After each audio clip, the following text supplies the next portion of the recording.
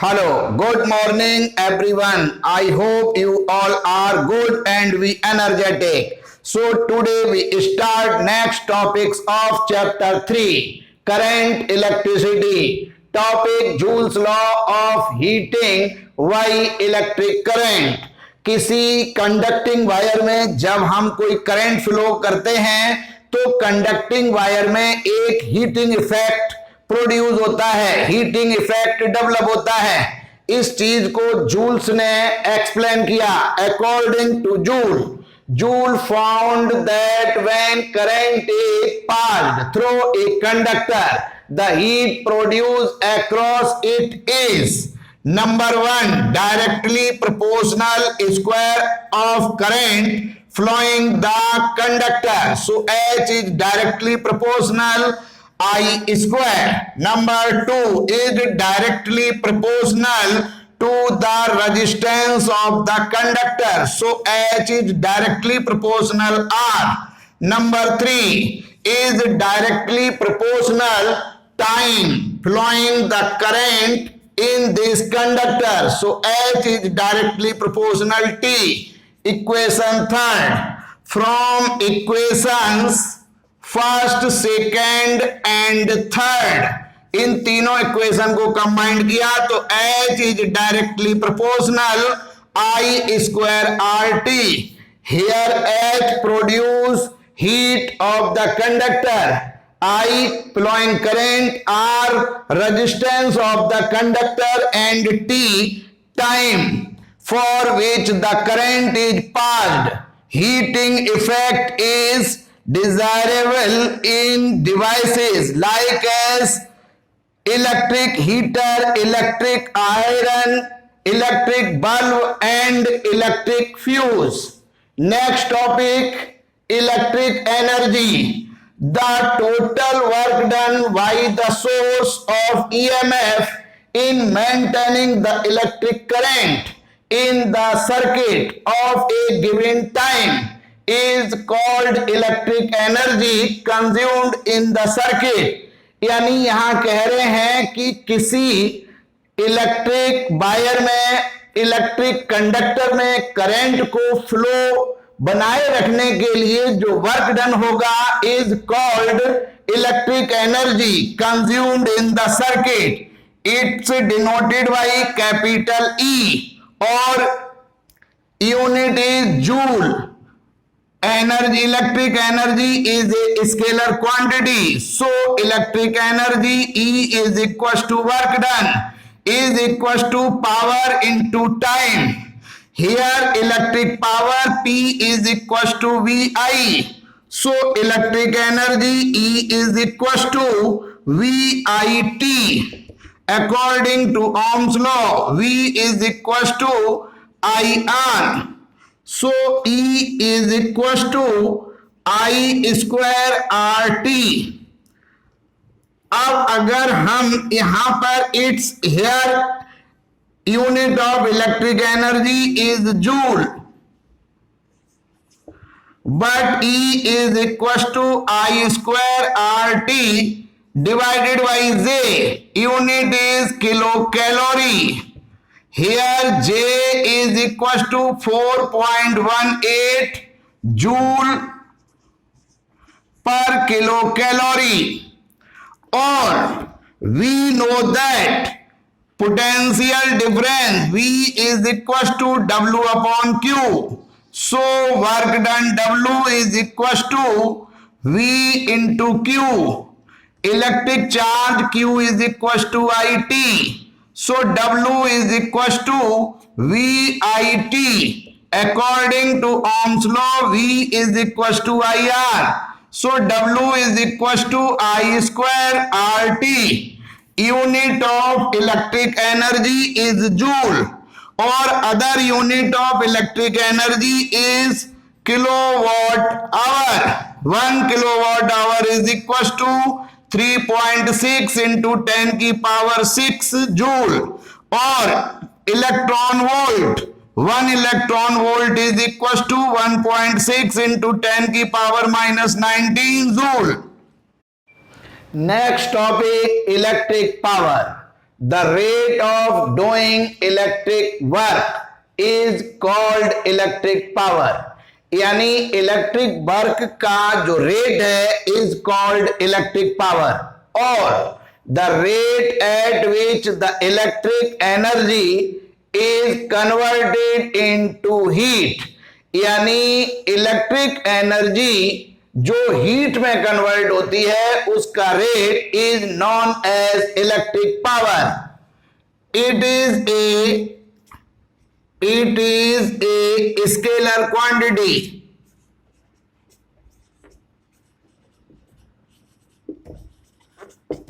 and denoted by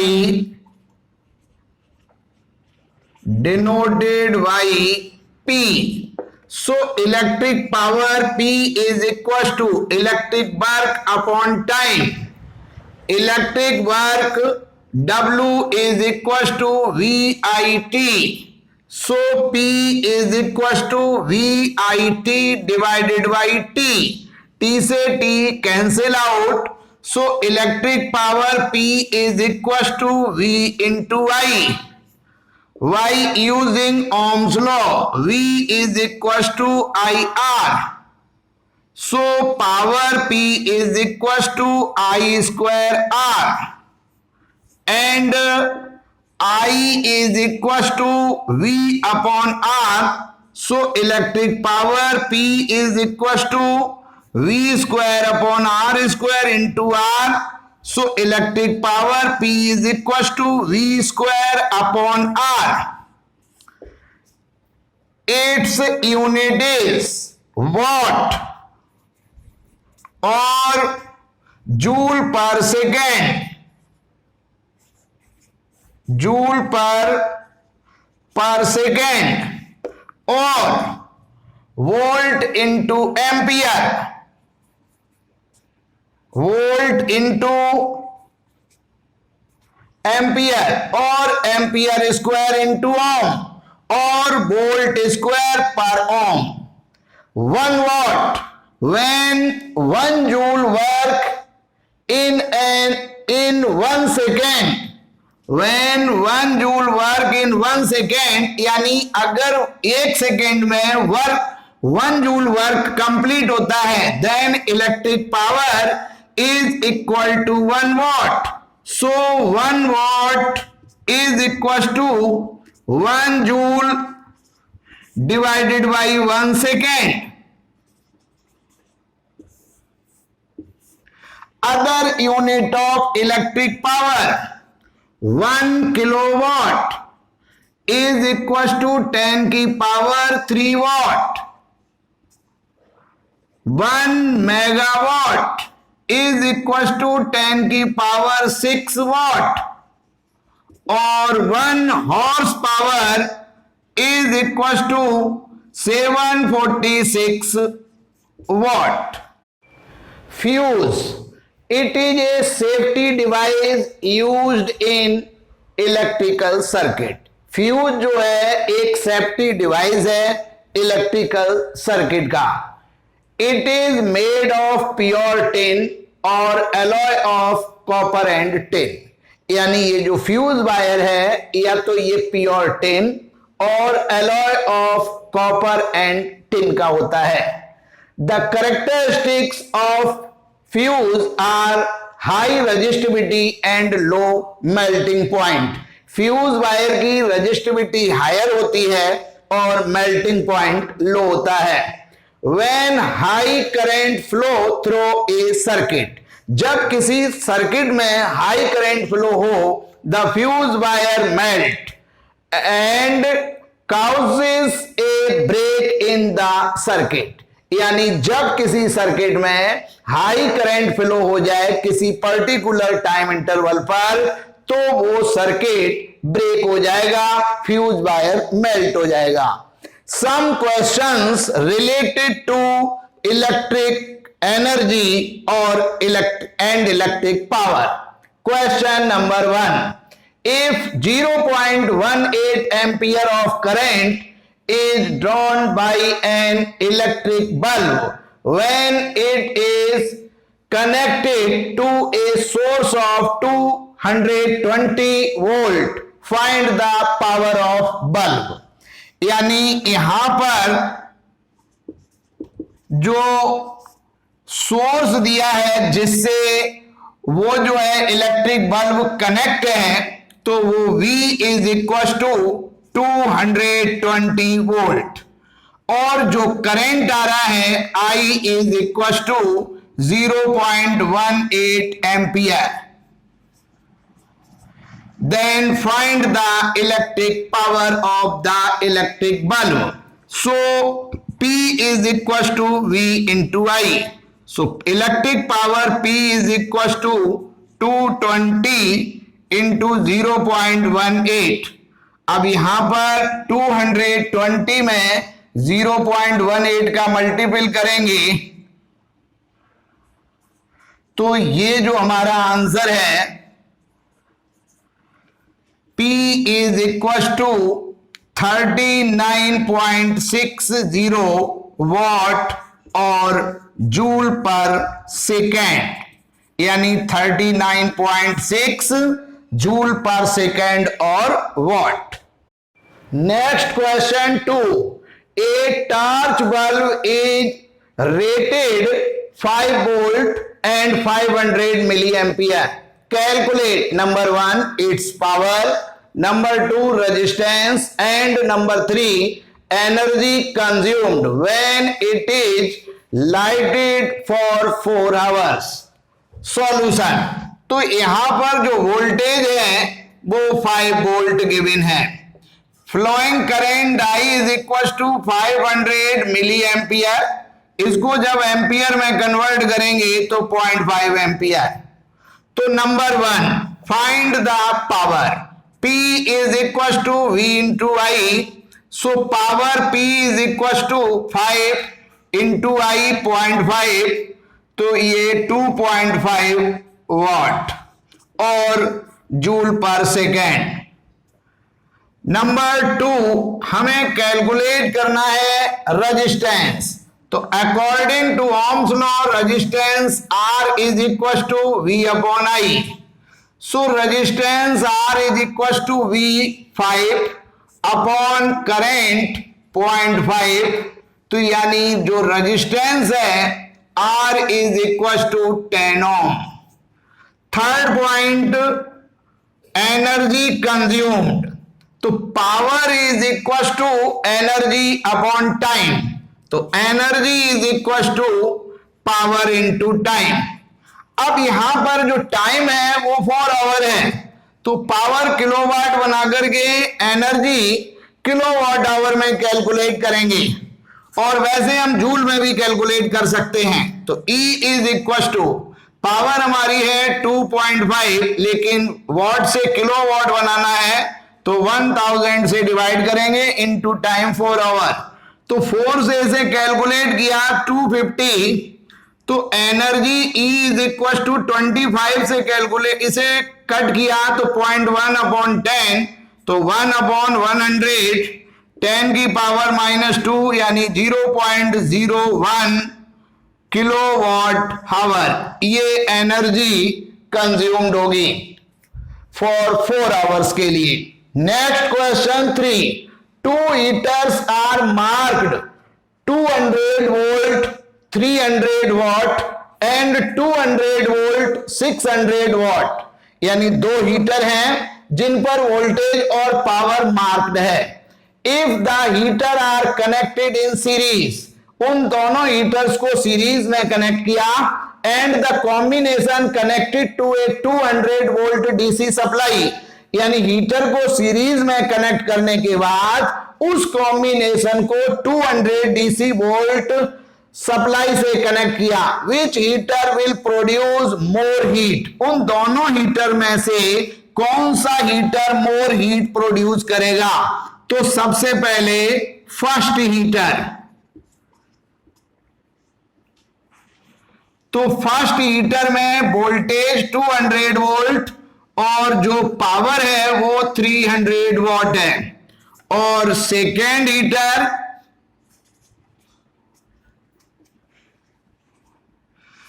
200 volt और 600 what है। तो अब सबसे पहले दोनों हीटर का हम रेजिस्टेंस फाइंड आउट करेंगे। तो फर्स्ट हीटर के लिए resistance R1 is equal to V1 square divided by power P1। So resistance R1 is equal to V1 यानी 200 का square, 200 into 200 divided by power यानी 300। जीरो कैंसिल, तो जो रेजिस्टेंस फर्स्ट हीटर का R1 is equal to 400 upon 3 ohm. अब second heater का जो resistance है R2, V2 square divided by power P2। तो R2 is equal to V2 again 200 volt, तो 200 इंटू 200 यानी स्क्वायर डिवाइडेड बाई पावर 600। तो 200 से ये 3 टाइम्स कैंसिल, तो resistance R2 is equal to 200 upon यहां पर 600 था, तो 200 डिवाइडेड बाई 3 ओम। ये हमारे दोनों हीटर के रेजिस्टेंस आ गए। अब ये दोनों हीटर कनेक्ट इन सीरीज, तो यहां पर हम लिखेंगे इफ heaters are connected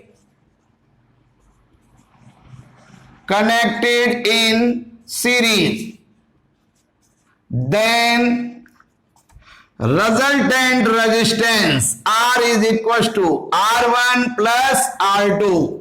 तो resistance R is equal to R1 400 by 3 plus 200 by 3। तो resistance R is equal to 600 by 3, तो 3 यानी 200 ओम इसका जो है हीटर का कंबाइंड जो है वो रेजिस्टेंस हो गया। अब फ्लोइंग करंट, तो I is equal to V upon resultant resistance. तो I इज इक्वल टू, जो ये कॉम्बिनेशन है वो 200 वोल्ट डीसी सप्लाई से है, यानी 200 डिवाइडेड बाई रेजिस्टेंस भी 200, तो जो फ्लोइंग करंट है I is equal to 1 ampere. अब हीट कैलकुलेट करनी है कि किसमें मोर हीट प्रोड्यूस होगी। तो for first heater heat produce in 1 second, यानी H1 is equal to I square R1T। अब T जो है वो 1 सेकेंड, दोनों हीटर के लिए 1 सेकेंड के लिए हमें कैलकुलेट करना है। तो H1 is equal to I की वैल्यू 1, R1 तो जो पहला हीटर है उसका resistance 400 divided by 3 into time 1। तो जो हमारा टाइम वो हीट प्रोड्यूस होगी फर्स्ट में वो 400 डिवाइडेड बाई 3, ठीक है ना। अब यहां पर ये जो हीट है वो जूल में होगी। वैसे हीट की यूनिट कैलोरी, किलो कैलोरी भी होती है। तो ये हीट पहले हीटर में प्रोड्यूस होगी। अब फॉर सेकेंड हीटर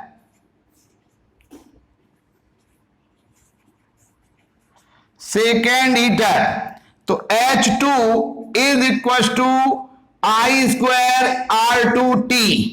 तो again T is equal to 1 second और करंट 1 एम्पियर इंटू R2। तो R2 की वैल्यू है 200/3 इंटू 1। तो जो हमारा सेकेंड हीटर में हीट प्रोड्यूस होगी वो होगी 200/3 जूल। तो अब हमारे जो दो हीटर हैं उनमें जो हीट प्रोड्यूस है वो हमने कैलकुलेट कर ली। अब हम ये समझ पा रहे हैं कि जो पहला हीटर है उसमें हीट ग्रेटर है, यानी फर्स्ट हीटर जो है उसमें मोर हीट प्रोड्यूस होगी कंपैरिजन टू सेकेंड हीटर।